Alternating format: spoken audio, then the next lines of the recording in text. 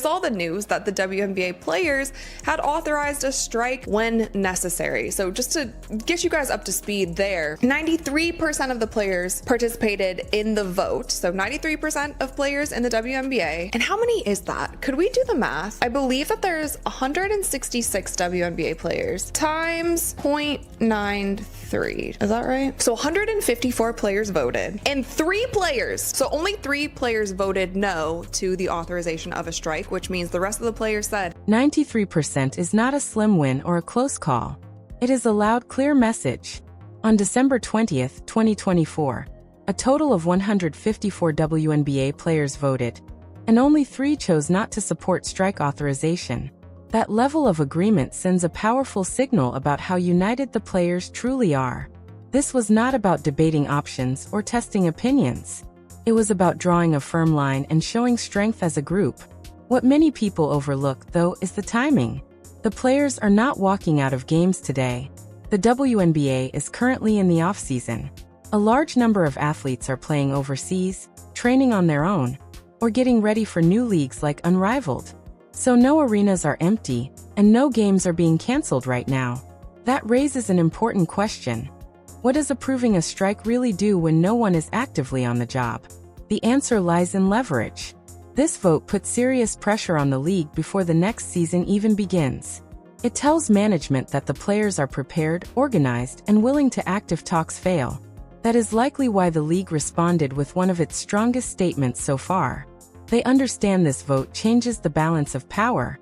The players issuing a strike would definitely, I feel like, be more effective during the season, which would be wild if they did it during the season. But if you guys remember, like when Nafisa Collier came out and said what she had to say about Kathy Engelbert, and then they were directly going into the WNBA finals, like that would have been a time if they wanted to just send a huge statement. Like they could have they could have issued the strike then, and that would have been crazy because that would have messed up so many things, and that would have been such a bold move. I'm not saying it would have been the right move, but it would have. Look closely at the timing of this decision.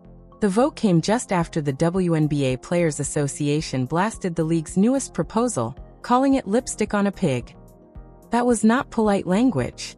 It was a direct challenge.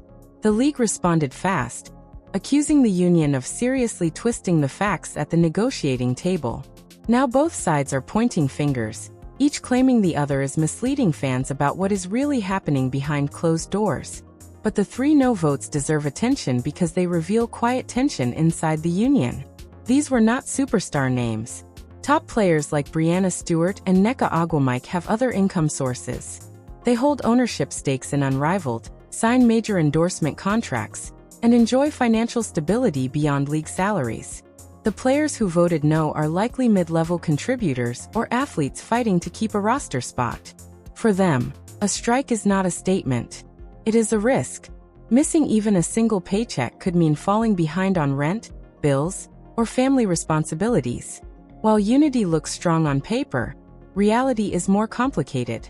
Different players carry different burdens, and those pressures might not be going back to the same teams that they were with last season, and that's why this year's CBA is so very important. But I do wonder, with these 3 players that voted against the strike, if I were to guess, I would say that these 3 players were probably players who aren't big-time players. Because if a strike or a lockout happens, it's going to hurt those middle tier and lower tier players more than it's going to hurt any of the stars, and any of the players who already have deals to play in Unrivaled already have. This is where the conflict of interest claims start to feel complicated and uncomfortable. Nafisa Collier and Breanna Stewart are sitting in the room as union representatives, helping lead talks with the league. At the same time, they are also founders and owners of Unrivaled, a new 3-on-3 league set to launch in January. Nneka Ogwumike, the president of the Players Association, recently signed with Project B, another alternative league outside the WNBA. Because of this overlap, the league's accusation carries extra weight. When the WNBA says the situation is being misrepresented, they are not only arguing about numbers or contract language. They are suggesting that some of the people negotiating may benefit financially if talks fall apart. That leads to an awkward question many fans avoid asking. If the WNBA season is delayed, who really gains? Every week without WNBA games creates more space for Unrivaled to take center stage. Every stretch of uncertainty gives fans, sponsors, and media another reason to shift their attention elsewhere.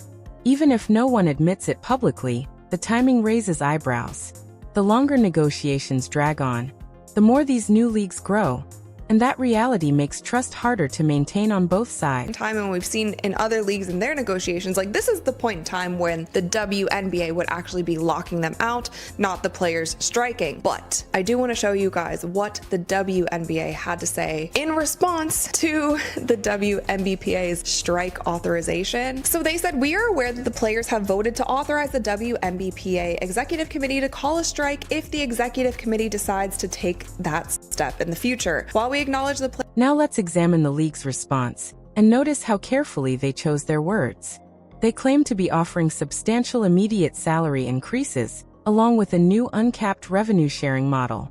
That word, uncapped is repeated over and over. The league emphasizes it. The players barely mention it. Here's the sticking point. The players want a fixed 30% share written into the CBA, similar to the NBA model. They want certainty. If the league earns $100 million, the players automatically take $30 million, no questions asked. The league refuses that specific guarantee, but says yes to uncapped growth linked to revenue performance. So what's the real difference?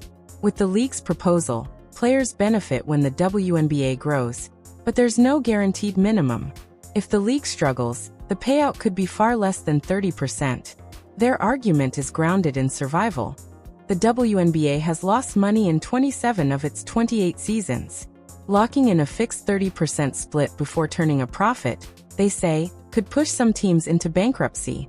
In short, the league is offering upside potential but avoiding guaranteed risk, while the players want security. Sphere of things. A lot of fans were upset with what Caitlin Clark had to say because she was basically like, this is all great, but we're gonna have to compromise. Like, we need to get back out there on the court. We need to get back out there on the court for the fans. Like, we need to play. At the end of the day, we need to play. And some fans were saying, oh, she's going against the WNBPA. It doesn't look like there's a united front now, because basically all she was saying was like, I want to play in 2026. We all want to play in 2026. It's very important that we play in 2020. This is where Caitlin Clark's comments at Team USA really matter. She said something fans weren't ready to hear: that the players need to compromise, get back on the court, and make sure there's basketball in 2026. Almost immediately, WNBA Twitter turned on her. People accused her of not supporting the union, breaking ranks, and putting her own career ahead of collective power. But then just a week later, Nneka Ogwumike said almost the same thing. She emphasized wanting a fair deal, while also making sure the 2026 season happens. No one criticized Ogwumike the way they did Clark. This contrast shows a lot about the league's dynamics. Caitlin Clark is the biggest star in the WNBA. Her debut tripled ratings in 2024. Yet, she's a rookie and holds no institutional leverage in negotiations. So when she suggests compromise, it's seen as a weakness. When a seasoned veteran like Ogwumike says it, it's praised as leadership. This double standard highlights how influence, experience, and reputation shape perception. Star power alone isn't enough in union politics. Timing, seniority, and the lens through which people view your comments make all the difference. It's a tricky balance between being popular and being I think that the WNBA is going to budge much more. I think the players are going to continue to push it, but I don't think they're going to budge much more. I don't think that the players are going to get this 30% revenue split that they keep talking about. If anything, I could see their salary increasing more than giving them a bigger revenue split. But at this point in time, I do think the fans are kind of tired of seeing all this stuff in the public. The he said, she said, the WNBA saying that they're misrepresenting us. Like, we've been giving so many different modifications and offers to the. Let's break down what could happen if a deal isn't reached by January 9th, 2025, the new deadline both sides agreed on. If negotiations fall apart, the WNBA could lock out the players, which would mean no training camps, no games, and no paychecks. On the other hand, the players could carry out their strike authorization, refusing to play even if the league wants the season to start. Here's the scary part. The WNBA just experienced its most successful season ever. Attendance jumped 48%, and viewership peaked at 3.2 million during the Fever vs. Sun playoff game. Caitlin Clark's rookie season alone brought in millions of new fans who had never watched women's basketball before. Now, at the height of that momentum, the league and players are threatening a shutdown over a CBA dispute. Think about the casual fans, the people who tuned in for Clark, Angel Reese, the draft drama, and the rookie rivalries. These fans aren't following salary caps, revenue splits, or contract language. They just want to watch basketball. If there's no 2026 season, most of these new viewers are unlikely to return. The league risks losing not just revenue but also the growing excitement and fan base that took years to build, all at the moment when women's basketball is finally capturing the national spotlight. Day game. So I wanted to give you guys my predictions for Christmas Day, and you can clip this, hold me to it, and we'll see how I do. So we have Cleveland versus New York. Cleveland has been struggling lately, so I'm gonna take the Knicks with this one. They're kind of running on a high right now. Although I do think it's interesting that Poly Market, which is like an odds prediction place, they said that the odds are in favor of the Boston Celtics being the #1 seed at the end of the season, which would just be wild because Jason Tatum still isn't even back into the lineup yet. This is where Unrivaled and Project B become key to understanding the current power dynamics. If the WNBA season is delayed or canceled, the players now have real alternatives. Unrivaled is launching in January with 30 players and a reported pay structure that guarantees at least $100,000 for 8 weeks, more than many WNBA players make in an entire season. Project B hasn't disclosed salaries yet, but it's well-funded and aggressively pursuing top-tier talent. For the first time in WNBA history, players have options beyond the league. In the past, a lockout could have been career-ending because there was nowhere else to play professionally in the US. Now, stars like Stewart and Kier could run full-time with Unrivaled, while veterans like Aguamike could play in Project B. But this doesn't solve everything. What about the players earning the league minimum of $64,000, who don't have contracts in these new leagues? What about international players who rely on WNBA salaries to maintain visa status? And what about the rookies drafted in 2025, ready to launch their professional careers? For them, a strike or a lockout isn't just a negotiation tactic. It's a potential threat to their livelihoods and their futures in professional basketball.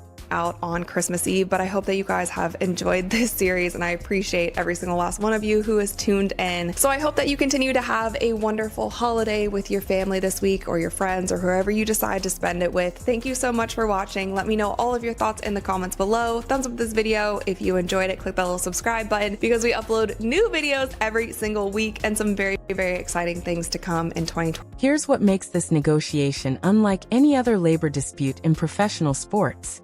The WNBA isn't profitable.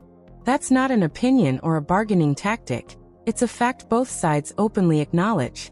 Since its founding in 1997, the NBA has been subsidizing the league, covering losses that reportedly add up to over $500 million across 28 years. That doesn't mean players should accept any offer blindly. They have real complaints about revenue sharing, scheduling, travel conditions, and marketing support. But it does change the landscape compared to, say, NBA negotiations, where the league pulls in roughly $10 billion annually. The WNBA generated about $200 million in 2020. That's just 1% of the NBA's revenue. So when players demand a 30% revenue share, the league's response is simple. 30% of what? Right now, total player salaries are around $17 million across 12 teams, with a cap of $1.4 million per team. Moving to $60 million in total salaries, what a 30% share would mean, would require revenue to almost quadruple, just to avoid sinking deeper into losses. The league's counter is, we'll give significant raises now, remove the cap on revenue growth, and as the league becomes profitable, your pay will grow automatically. But we can't promise a fixed percentage that could bankrupt teams. Whether that's fair depends on whether players trust the league to follow through, and based on public statements, they don't. History plays a role here. For 2 decades, the league told players to be patient, to accept low pay for future growth. For 20 years, the growth was minimal. Then Caitlin Clark arrived. Ratings exploded, attendance surged, and suddenly the league is profitable, or close. The players feel they've done their part, waited and sacrificed, so they're demanding fair compensation. The league responds that growth isn't guaranteed, that sustainability matters, and that overcommitting now could be dangerous. Free agency is another ticking clock. Many players, including stars like Breanna Stewart, Arian Bale, and Kelsey Plum, are in limbo, unable to sign contracts or plan financially because the CBA expired in October. Teams can't negotiate deals, sell tickets, finalize schedules, or lock in sponsors. Every week without a deal increases uncertainty for both players and the league. Here's my prediction. They likely reach an agreement before January. The strike authorization was a negotiating tactic, not a genuine threat. The league will probably offer one more financial concession, likely immediate salary raises rather than revenue percentages. The players will accept, because canceling a season after the league's biggest year in history is unthinkable. But make no mistake, this fight has damaged trust permanently. Public accusations, lipstick on a pig comments, and claims of misrepresentation have left scars. The league had just broken through to mainstream awareness. Caitlin Clark became a household name, new fans tuned in, and sponsors invested real money. Instead of capitalizing on momentum, the off-season turned into a very public labor fight, making the league look fragile and disorganized. The real cost isn't just financial, it's reputation and momentum. Casual fans who discovered the WNBA in 2024 might hesitate to return in 2026. Momentum is everything in sports, and right now, the league is wasting its best chance to grow. What do you think happens on January 9th? Do they reach a deal, or are we looking at the first work stoppage in WNBA history? Drop your thoughts. Are the players asking too much, or is the league lowballing them? This is not a story with a clear villain. Both sides have legitimate points, and both are making mistakes.